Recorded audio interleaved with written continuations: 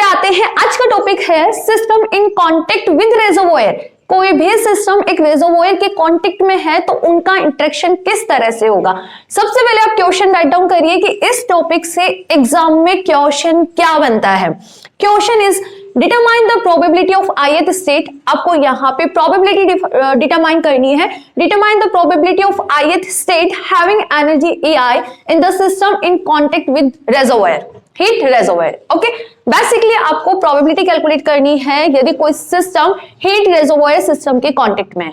ठीक है, target is calculate value of probability. तो आप कैलकुलेट कर लोगे ना।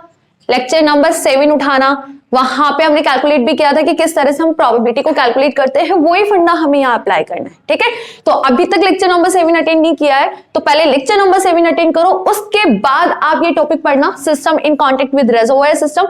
आपको बहुत अच्छे से वो बहुत इजी वे में समझ आ जाएगा। ठीक है, तो वो स्टार्ट करें। पहले रेजर्वोयर को समझते कि रेजर्वोयर होता क्या है।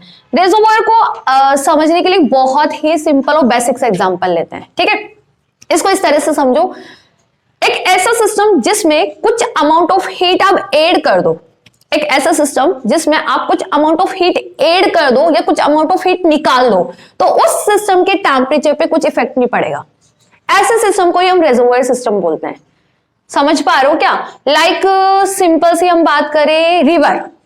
ओके, नदी है, नदी में नदी के पानी से एक ग्लास ऑफ वाटर आप निकाल लोगे, ठीक है, या फिर एक ग्लास ऑफ वाटर उसमें इंक्लूड कर दोगे तो उस रिवर के टेम्परेचर पे कोई इफेक्ट पड़ेगा? उस रिवर के अमाउंट ऑफ वाटर पे कोई इफेक्ट पड़ेगा क्या? नहीं पड़ेगा ना। तो वो रिवर किसकी तरह काम करेगी? एज ए रेजर्वोयर सिस्टम की तरह काम करेगी। ऐसा सिस्टम जिसमें से कुछ अमाउंट ऑफ हीट आप निकाल दो या कुछ अमाउंट ऑफ हीट उसमें ऐड कर दो तो उस सिस्टम के टेम्परेचर पे कुछ भी इफेक्ट नहीं पड़ेगा। इस टाइप के सिस्टम को ही हम रेजर्वोयर सिस्टम बोलते हैं। बहुत इजी है ना। लाइक दिमाग में याद रखना है तो एक चीज याद लिख लो आप यहाँ पे कि किस तरह से आपको रिमेंबर रखना है या किस तरह से याद रखना है। सिंपल रिवर वाला एग्जांपल लो, रिवर प्लस 1 ग्लास वाटर। ठीक है, तो टेम्परेचर क्या रहेगा? अनचेंज। या फिर आप इसमें रिवर में से एक ग्लास ऑफ वाटर निकाल लो। 1 ग्लास वाटर हमने यहाँ पे क्या किया है? निकाला है। ठीक है, तो इसके टेम्परेचर में क्या रहेगा? अनचेंज। या टेम्परेचर क्या होगा? अनचेंज होगा। अमाउंट ऑफ वाटर भी अनचेंज होगा। तो इस तरह से सिस्टम को हम क्या बोलते हैं? इस तरह के सिस्टम को हम बोलते हैं रेजर्वोयर सिस्टम। ठीक है, तो लर्निंग याद रखने का ट्रिक क्या है? रिवर में एक ग्लास ऑफ वाटर आप मिक्स कर दो या फिर रिवर में से एक ग्लास ऑफ वाटर आप बाहर निकाल दो तो उस रिवर के अमाउंट ऑफ वाटर पे कोई इफेक्ट नहीं पड़ेगा, उसके टेम्परेचर पे कोई इफेक्ट नहीं पड़ेगा। तो it's a behave like reservoir system. आया समझ? ठीक है, तो सबसे पहले आप रेजर्वोयर को लिखिए कि रेजर्वोयर होता क्या है। Reservoir is a system from which we can take any amount of heat. We can take any amount of heat और can give any amount of heat to it. आप उसमें से हीट निकाल भी सकते हो और उसको अमाउंट ऑफ हीट प्रोवाइड करवा भी सकते हो विदाउट चेंजिंग इट्स टेम्परेचर। उसके टेम्परेचर में कोई चेंज नहीं होना चाहिए। इस टाइप के सिस्टम को हम बोलते हैं रेजर्वोयर सिस्टम।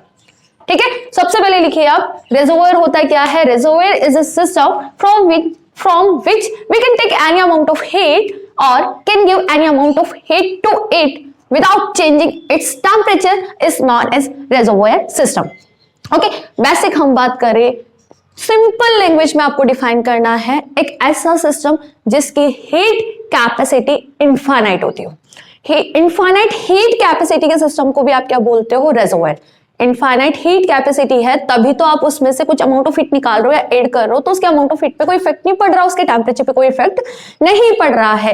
तो बेसिक आप बोल सकते हो कि ऐसा सिस्टम जिसकी हीट कैपेसिटी क्या हो? इनफाइनाइट। ऐसे सिस्टम को हम रेजर्वोयर सिस्टम बोलते हैं। तो नहीं है ना, आप तो नई टर्म आ गया समझ। जहां पे रेजर्वोयर यूज में आ रहा है ध्यान रखना उस सिस्टम का टेम्परेचर इनवेरिएंट रहेगा, चेंज नहीं होगा उसमें से कुछ अमाउंट ऑफ हीट निकालने पे और ऐड करने पे।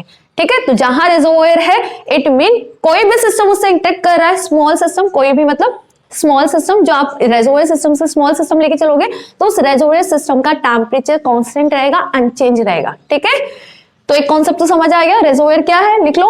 याद किस तरह से रखना है? देखो, लर्निंग सबसे बेस्ट जो चीज होती है वो लर्निंग होती है, आपकी अंडरस्टैंडिंग पावर होती है। ठीक है, तो ये कोई दिक्कत नहीं है, आप यहाँ पे हिंदी भी लिख रहे हो तो कोई दिक्कत नहीं है, आपकी अंडरस्टैंडिंग पावर डेवलप होनी चाहिए कि आप किस लेवल पे उन चीजों को समझते हो।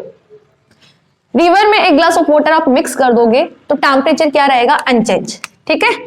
और रिवर में से एक ग्लास ऑफ वाटर आप बाहर निकालोगे तब भी टेम्परेचर क्या रहेगा, अनचेंज रहेगा, और अमाउंट ऑफ वाटर भी अनचेंज रहेगा। तो this is an very beautiful example of reservoir system. तो पहले आप ये लिख लीजिए, उसके बाद हम टॉपिक पे आते हैं कि कोई भी सिस्टम रेजर्वोयर सिस्टम के कांटेक्ट में है तो वहां पे इंटरेक्शन किस टाइप का होगा, ठीक है। एग्जाम में आता है तो मेरी बात सुन लो अच्छे से, आप इसको भी डिफाइन करोगे, ठीक है। इसको डिफाइन करने के बाद आप टॉपिक पे आओगे, ठीक है ना। कर दूं मैं इसको इरेज, स्नैपशॉट ले लो आप, कोई दिक्कत नहीं है, स्नैपशॉट ले लो। ओके, देखो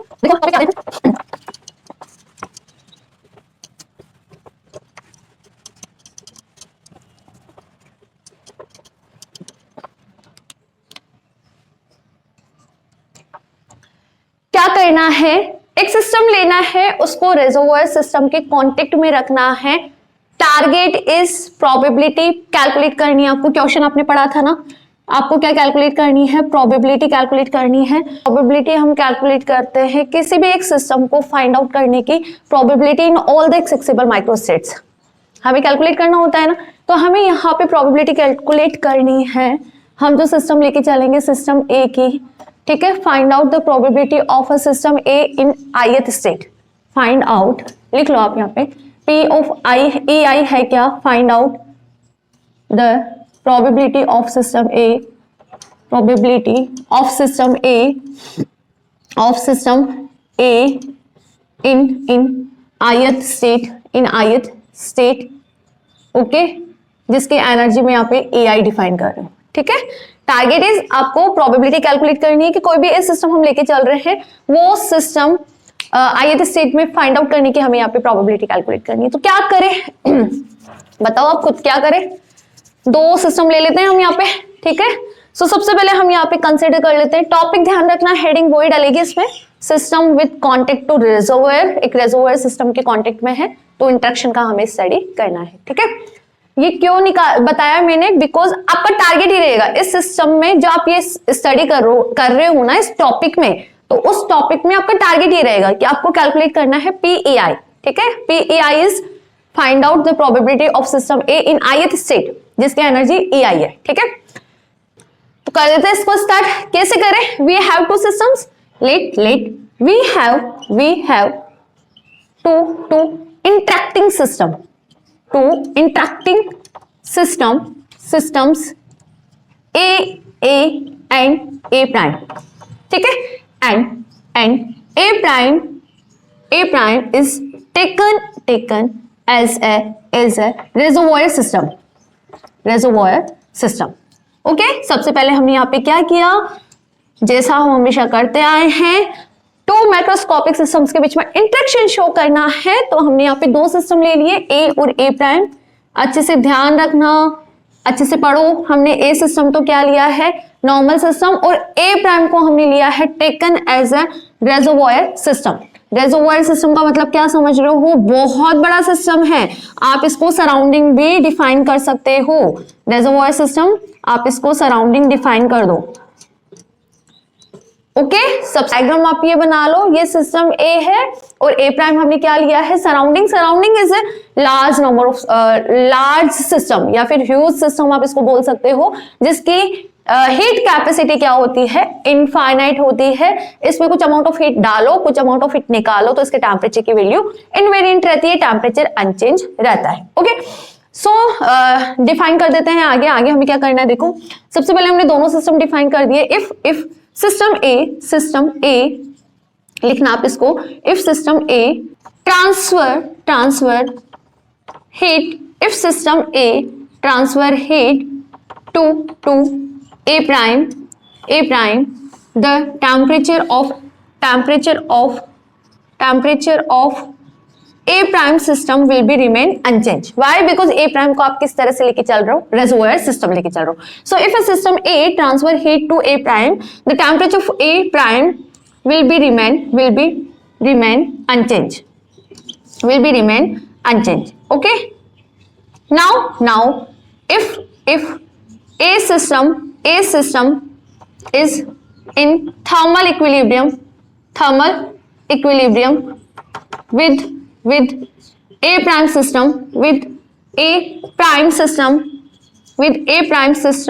we calculate probability PEI क्या है, finding a system A in ith state of energy EI। देखो यहां पे लिखा क्या है मैंने, दो सिस्टम हमने ए और ए प्राइम डिफाइन कर दिए, दोनों के बीच में इंटरेक्शन करवाना। ए इज वेरी स्मॉल सिस्टम और ए प्राइम क्या है, लार्ज सिस्टम है, जिसको हमने डिफाइन कर दिया रेजर्वोयर सिस्टम। और रेजर्वोयर सिस्टम इनफाइनाइट हीट कैपेसिटी वाले सिस्टम होते हैं, जिसे हमने एज एग्जांपल सराउंडिंग ले लिया है। Okay, so now if system A prime को हीट ट्रांसफर करता है तो ए प्राइम के टेम्परेचर पे कोई इफेक्ट पड़ेगा क्या, नहीं पड़ेगा। वाई, बिकॉज आप ऑलरेडी डिफाइन कर रहे हो कि ए प्राइम क्या है, रेजर्वोयर सिस्टम है। ओके, सो नाउ इफ ए और ए प्राइम दोनों थर्मल इक्विलिब्रियम में, यदि दोनों थर्मल इक्विलिब्रियम में है तो आपको यहाँ पे क्या कैलकुलेट करना है, आपको प्रोबेबिलिटी कैलकुलेट करनी है सिस्टम ए को फाइंड आउट करने की इन ith स्टेट में सिस्टम ए को फाइंड आउट करने की प्रोबेबिलिटी कैलकुलेट करनी है। तो सबसे पहले आप ये लिख लीजिए, let we have the two interacting system A in A prime, we have two interacting system A in A prime, in A prime is taken as a reservoir system, A prime को हम रेजर्वोयर system consider कर रहे हैं। If system ए, यहाँ पे अच्छे से लिख लो आप, if system A transfer heat to A prime, the temperature of A prime will be remain unchanged, रहेगा बेसिक है बिकॉज आपने A prime को reservoir डिफाइन किया है।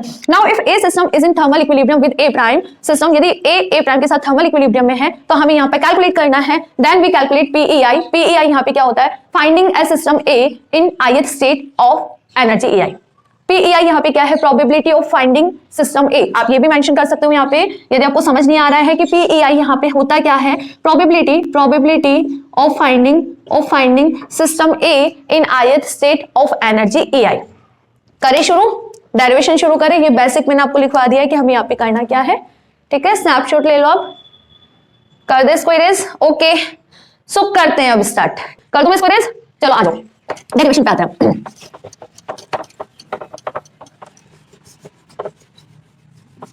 ओके, सो सबसे पहले क्या करें, सिस्टम ए को निकालना है, हमें ए को फाइंड आउट करना है। तो सिस्टम ए को हम कंसीडर कर लेते हैं कि जो सिस्टम ए है वो कहाँ है, ith स्टेट में। तो let system A in ith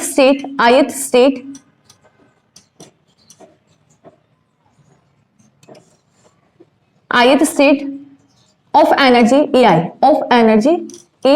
EI, ठीक है। A prime interact to each other and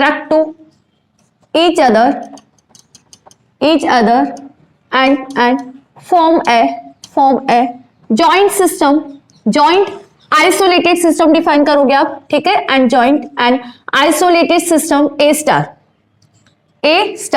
whose energy will be constant होगी ना, बिकॉज आप डिफाइन कर रहे हो A star, ठीक है। तो आप यहाँ पे क्या डिफाइन करोगे, and energy of A star system बताओ क्या होगी, energy of A star system. आप जॉइंट सिस्टम की एनर्जी किस तरह से डिफाइन करते थे, ए स्टार से ना, तो हमने यहाँ पे ए स्टार डिफाइन कर दी। क्या होगा, दोनों के सम के बराबर, ए की एनर्जी और ए प्राइम की एनर्जी के सम के बराबर। अब बताओ, ए को तो आप ith स्टेट में डिफाइन कर रहे हो ना, तो उसकी एनर्जी क्या होगी सिस्टम ए की, EI।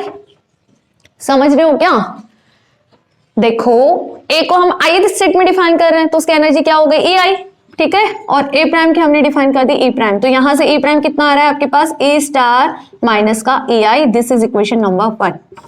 Now we calculate probability of finding system A in ith state. तो बताओ आप probability for a joint system, probability for a joint system क्या होता है, probability for a joint system is directly proportional to number of accessible microstates,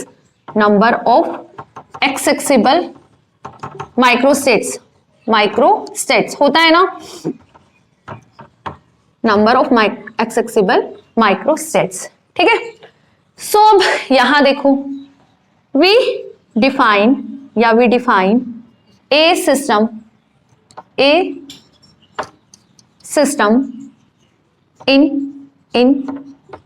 ith state, in ith state. So अच्छे से सुना, एक बार लिख लो एक बार, फिर मैं समझाती हूँ इसको। We define system A in ith state, so P of I is directly proportional to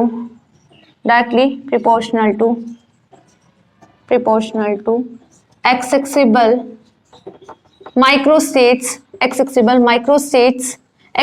microstates ohm prime A prime.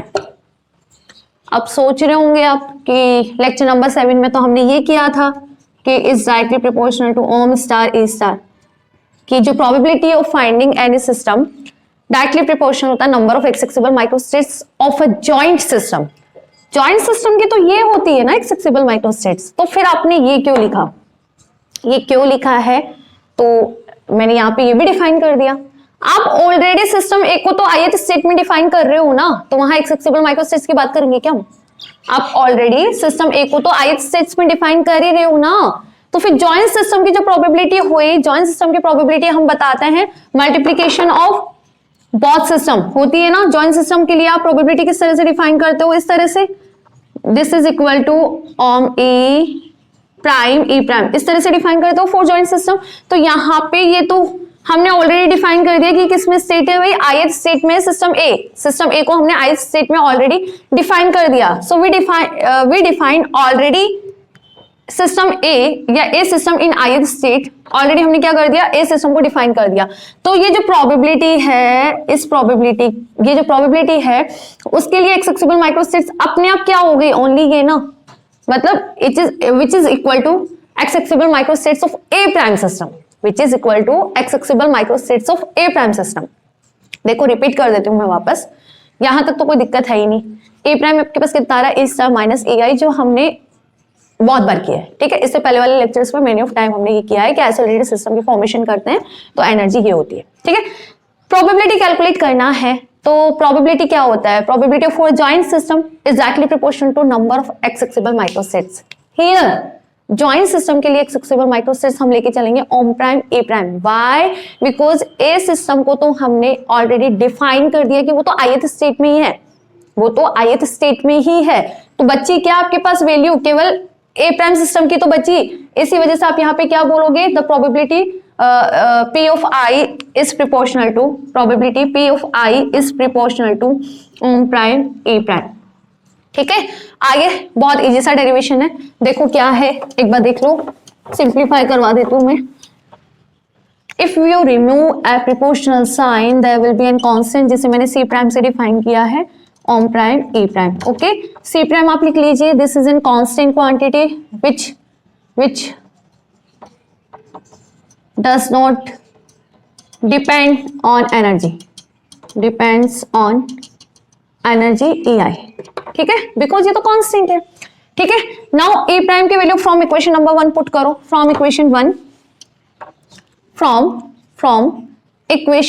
Put करो, क्या आएगा, PEI equal to C ohm prime, put करो इक्वेशन 1, ये रहा आपके पास ए स्टार माइनस का EI, ठीक है। ये हमने प्रोबेबिलिटी की वैल्यू डिफाइन कर दी। अब आगे इसको कैलकुलेट क्या करें, कैसे करें इसको कैलकुलेट, इसको कैलकुलेट करने के लिए तो आपको पता होना चाहिए ये कि ये आपके पास कितना होगा। यदि हम ये कैलकुलेट करके इसके अंदर पुट कर दे तो जो आपका टारगेट था वो पूरा हो जाएगा।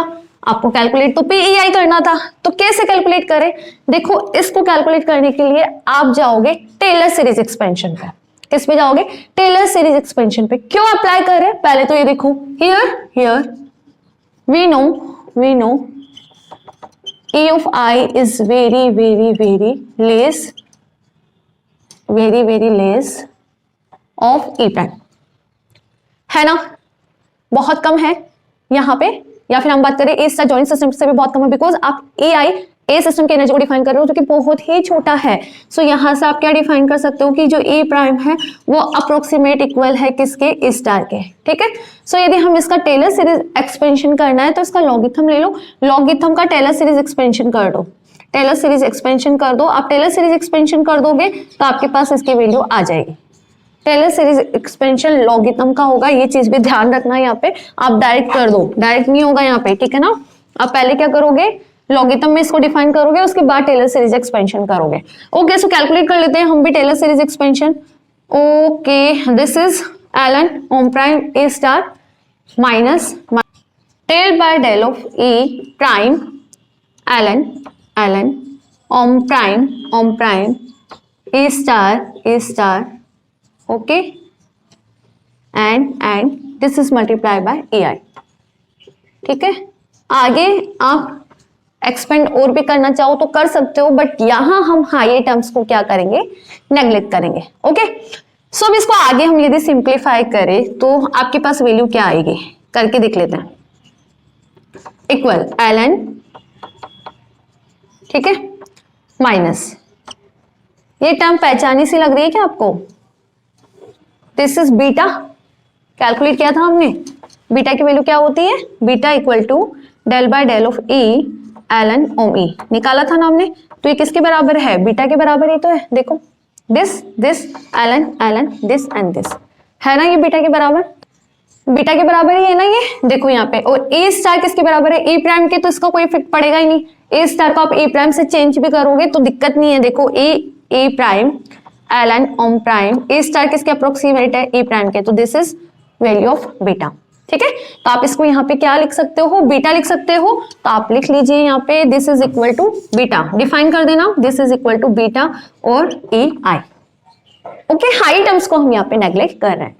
ओके, सो आगे हम और सिंप्लीफाई करें, कैसे करें, एंटीलॉग ले लेते हैं, एंटीलॉग लेंगे तो हमें तो यही तो वैल्यू चाहिए, तो आप ले लो यहाँ पे antilog on both side, antilog on both side, antilog यदि आप लोगे तो आपके पास remaining term is ohm prime A star minus A of I which is equal to ohm prime A star is equal to A prime, ध्यान है ना, रख सकते हो आप। ये देखो यहाँ पे ये क्या है, माइनस एंटीलॉग लोगे तो किस में जाएगा, एक्सपोनेंशियल माइनस का beta epsilon I, this is a value of ohm prime A star minus का ए आई। ठीक है, क्या करें, इस इक्वेशन को हम इस इक्वेशन के अंदर पुट कर देते हैं, this is equation number 3 and this is equation number 4। ठीक है, from equation 3 and 4, from equation 3 and 4 बताओ प्रोबेबिलिटी आपके पास कितना आ रहा है, P of I equal to C prime था ना, ये C prime ohm prime A star को आप ए प्राइम लिख सकते हो, why, because both are approximate equal, and exponential minus का बीटा एप्सिलॉन आई। ठीक है, दिस इज इक्वेशन नंबर 5। एक बार लिख लो आप, उसके बाद एक बार रिवाइज करना, समझ आ जाएगा कि हम कर क्या रहे हैं।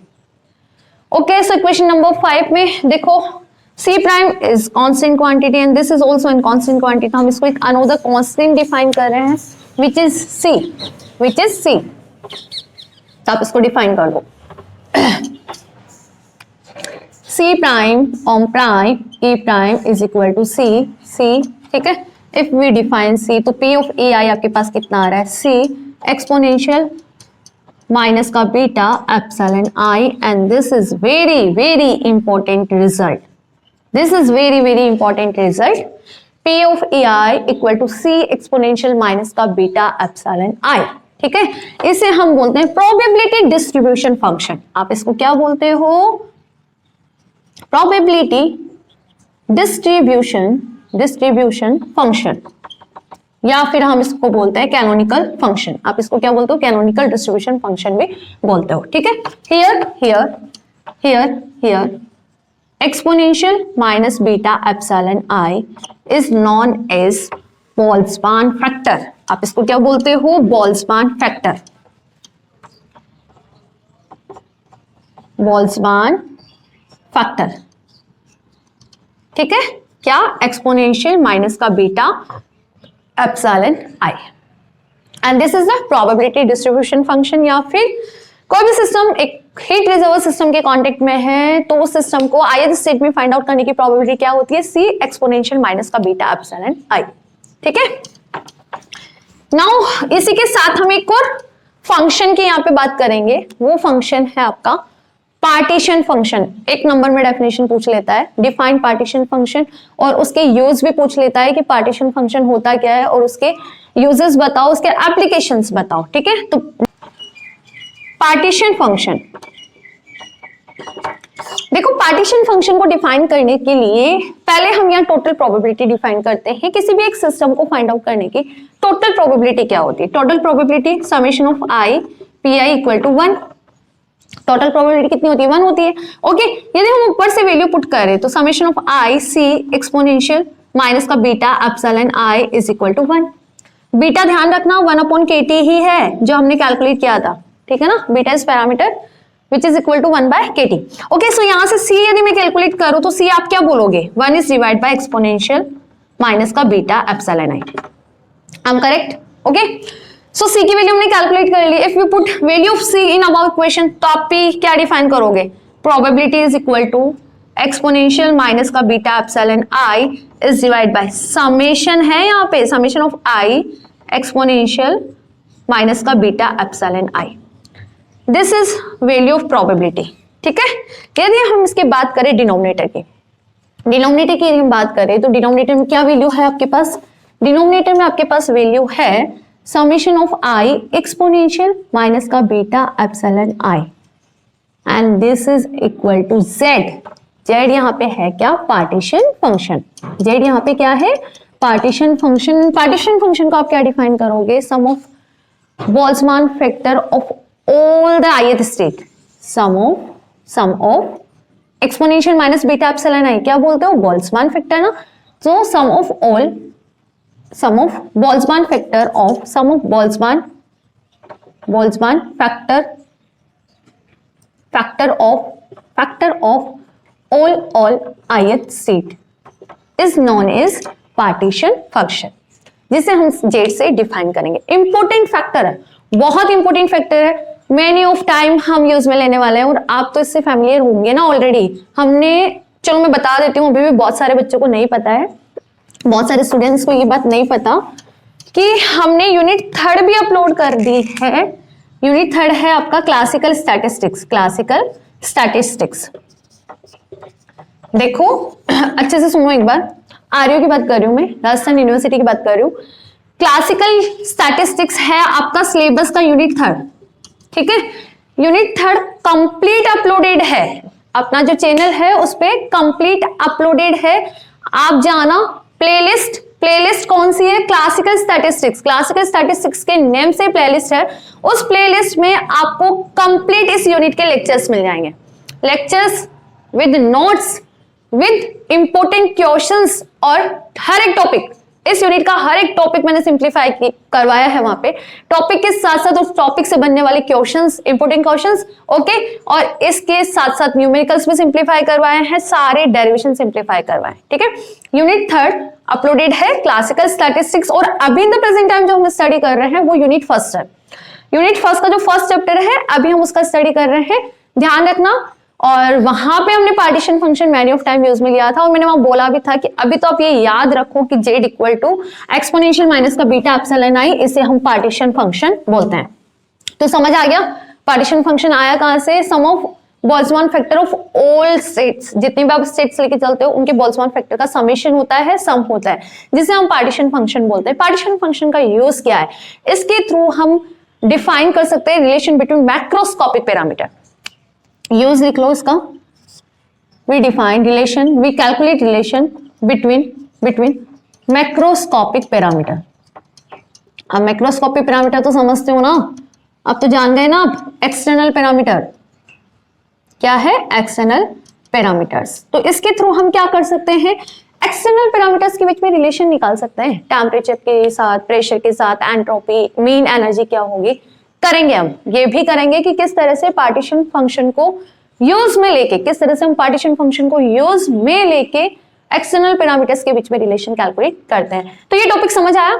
टॉपिक में हम कर क्या रहे थे? The system is contact with heat reservoir system. और हीट रिजर्वर सिस्टम एक ऐसा सिस्टम जिसकी हीट कैपेसिटी इनफाइनाइट होती है। ओके, याद कैसे रखना है? रिवर और वाटर वाले एग्जाम्पल से।